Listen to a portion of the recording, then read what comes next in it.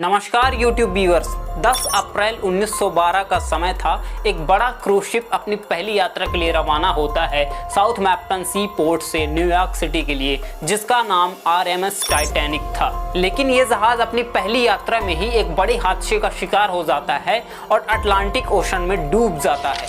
RMS Titanic में marine pilots को मिलाकर टोटल 2224 यात्री सवार थे, जिनमें से ऑर्डिनरी सिटीजन्स को मिलाकर बड़े बड़े बिजनेसमैन और पॉपुलर एक्टर मौजूद थे। लेकिन टाइटैनिक अपनी यात्रा के 2 दिन बाद ही यानी 15 अप्रैल 1912 को एक बड़े हादसे का शिकार हो जाता है और अटलांटिक ओशन में पूरी तरह से डूब जाता है, जिनमें से 1517 लोगों की डूबने से मौत हो जाती है और बाकी के बचे लोगों को रेस्क्यू कर लिया जाता है। RMS टाइटैनिक को the white star line company के द्वारा बनाया गया था, जिसके vice president Philip S Franklin थे। Philip S Franklin RMS Titanic को लेकर इतने कॉन्फिडेंट थे कि उन्होंने पब्लिकली अनाउंसमेंट करी थी कि टाइटैनिक एक अनसिंकेबल शिप है, जिसका मतलब होता है कि RMS टाइटैनिक कभी डूब ही नहीं सकता। लेकिन अनफॉर्चुनेटली टाइटैनिक अपनी पहली यात्रा के दौरान ही एक बड़े हादसे का शिकार हो जाता है और अटलांटिक ओशन में डूब जाता है। आखिर क्या हुआ था उस रात RMS टाइटैनिक के साथ, और क्यों अनसिंकेबल कहे जाने वाला Titanic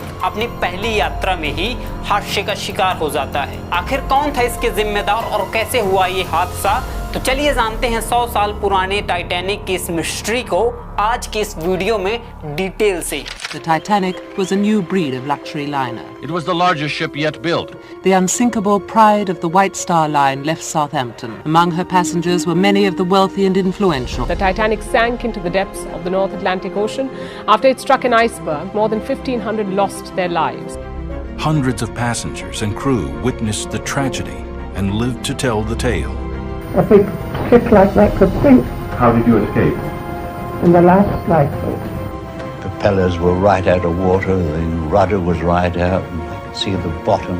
And then gradually she glided away, and that was that. That was the last of the Titanic. नमस्कार दोस्तों, मेरा नाम शुभम विश्वकर्मा है और आप देख रहे हैं एनालाइज वर्ल्ड यूट्यूब चैनल। दोपहर का समय था, बुधवार का दिन था और तारीख थी 10 अप्रैल 1912। करीबन 11 बजे के करीब RMS टाइटैनिक एक छोटे से सी ट्रायल के बाद साउथमैप्टन सी पोर्ट पर खड़ा था अपनी पहली यात्रा के लिए। लोग दूर दूर से आए हुए थे इस विशालकाय और लग्जूरियस जहाज को देखने, क्योंकि लोगों ने जितना RMS टाइटैनिक के बारे में सुन रखा था उससे कहीं ज्यादा टाइटैनिक बड़ा और लग्जूरियस दिखता था। क्योंकि ये जहाज जितना बाहर से बड़ा और आलीशान दिखता था, ये उतना ही अंदर से बड़ा और लग्जूरियस भी दिखता था। यह जहाज उस समय के हिसाब से इतना लग्जूरियस था कि इसमें स्टेन ग्लास की खिड़कियां, 2 ऑर्नेट वुड पैनलिंग, 2 बड़े बड़े grand staircase, heated swimming pool, एक जिम, 4 बड़े बड़े रेस्टोरेंट, एक library, Turkish bath, electric bath, 2 barber shop और ना जाने ऐसी कितनी और लग्जूरियस फैसिलिटी थी RMS टाइटैनिक के अंदर। RMS टाइटैनिक को the white star line company के द्वारा बनाया गया था, जिसे बनाने में $7.5 मिलियन का खर्च आया था, जो आज की डेट पर $400 मिलियन के बराबर होता है।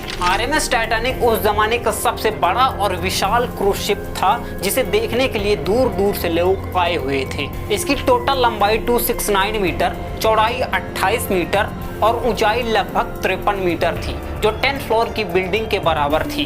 और अगर कैपेसिटी की बात करें तो RMS टाइटैनिक की टोटल कैपेसिटी 3,500 लोगों की थी, यानी टाइटैनिक अपने अंदर 3,500 लोगों को यात्रा करा सकता था।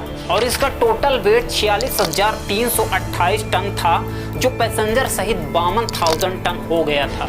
RMS टाइटैनिक को नीदरलैंड के बेलफास्ट सिटी, हारलैंड के वॉल्फ शिपयार्ड में बनाया गया था, जिसे बनाने में लगभग 3,000 से भी ज्यादा मजदूरों ने लगातार 3 सालों तक काम किया था, जिसका कंस्ट्रक्शन टाइम 16 दिसंबर 1908 को शुरू होता है और 31 मई 1911 को पूरी तरह से खत्म हो जाता है।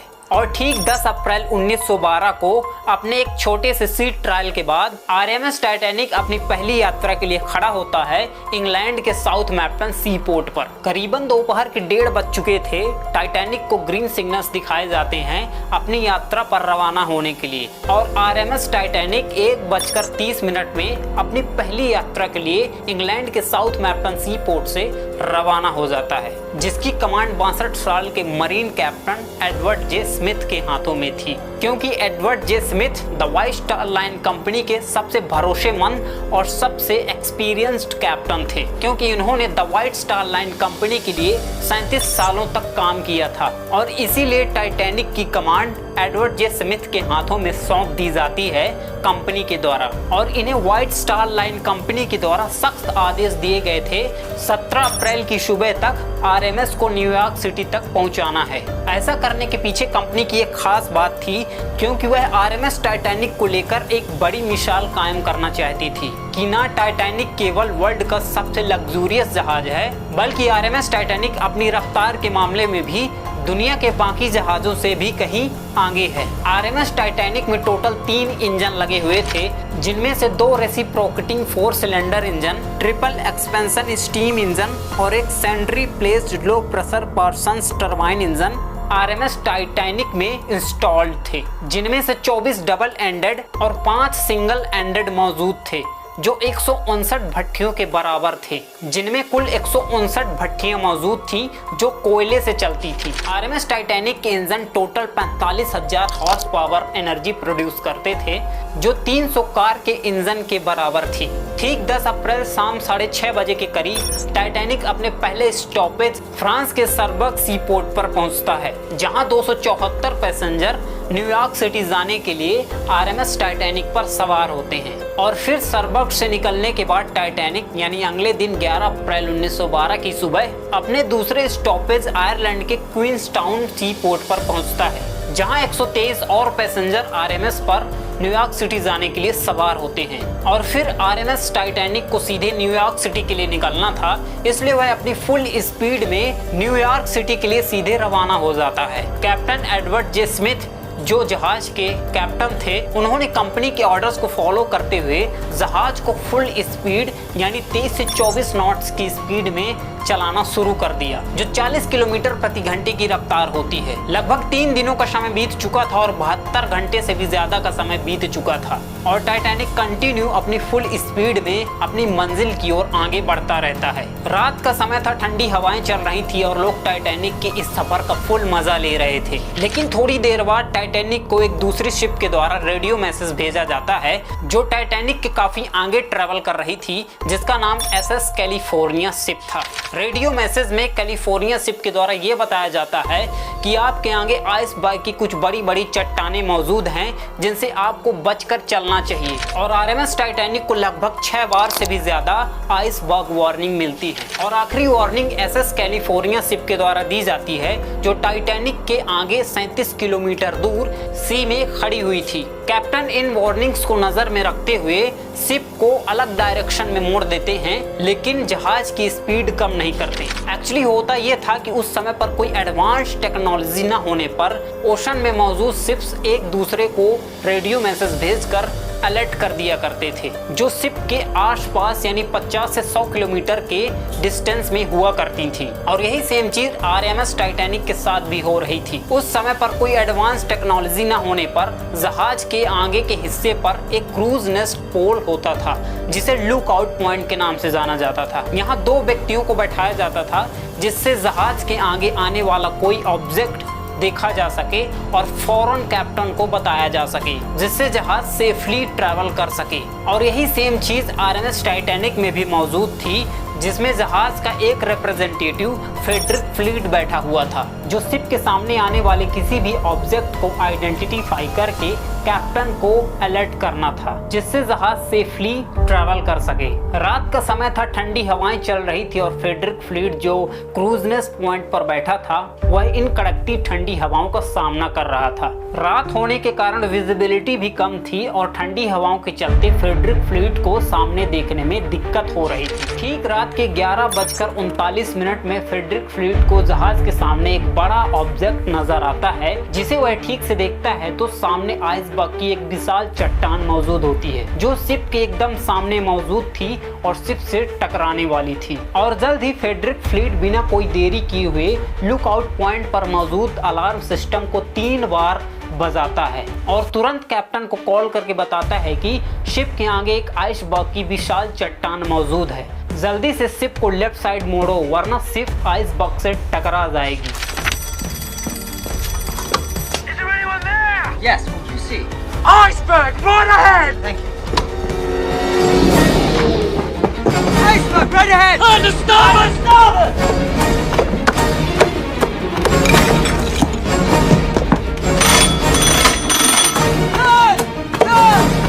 और टाइटैनिक पर मौजूद दूसरे कैप्टन विलियम्स, जिनकी नाइट ड्यूटी थी, वो इस मैसेज को सुनकर जल्दी से इंजर रूम में जाते हैं और जहाज को लेफ्ट साइड मोड़ने में पूरी कोशिश करने लगते हैं। लेकिन अनफॉर्चुनेटली लाख कोशिश करने के बावजूद भी जहाज 11:40 में उस आइसबर्ग से टकरा जाता है।